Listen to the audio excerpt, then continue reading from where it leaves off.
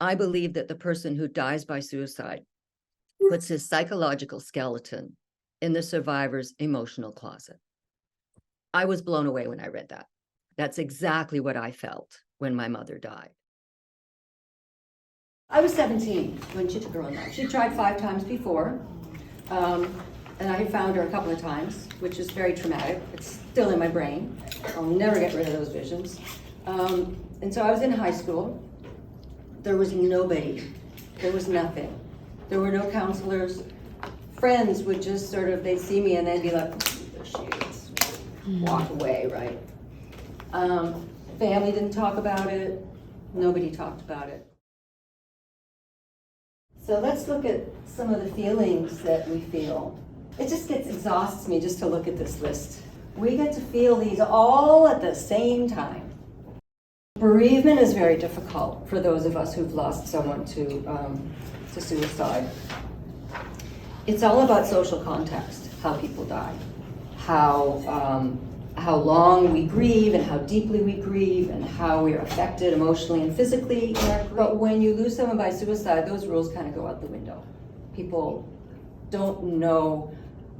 They try to put you in a box that you're supposed to do this kind of grieving, but you can't, because the grief that we're feeling is complex and it's so confusing that we can't just go along with the way a normal grief would if someone, even if someone was killed in a homicide.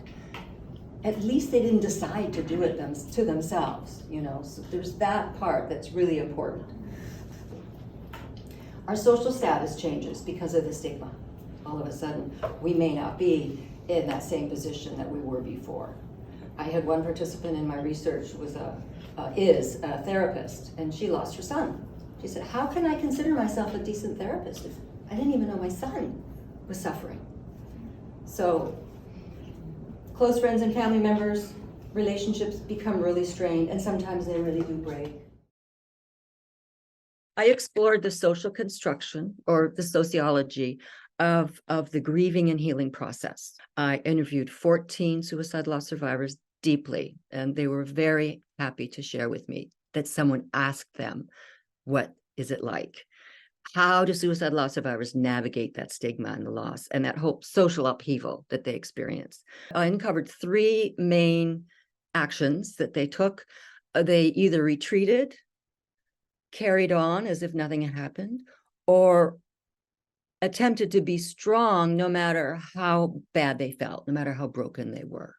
Suicide loss survivors feel like the need to put on a performance. This is Goffman's theory. Goffman suggests that they put on a performance for the benefit of other people. So a young woman who lost her mom explained, some people, I feel uncomfortable for making them uncomfortable. I felt like I had to be the strong one. And this is really common, that loss survivors will end up looking after the people that they're talking to, who should be looking after them. This is crazy. More than half of all people dying by suicide in the US were without any known mental health condition. So what's going on? In recent years, psychology has really ruled, and there's a growing willingness now to accept that demographic factors and suicide go together as a concern. So we're blaming the person who takes their own life for taking their own life, when we need to be looking at the whole social context of it, the political context of it. And the question may be, I don't know if you've ever heard this before, but people will say, well, how do we make a life worth living? How do we help someone have a life worth living?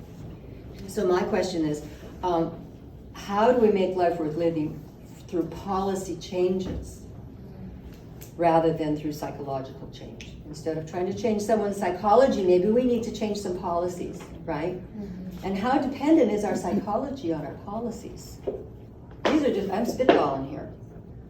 And my big question is suicide political?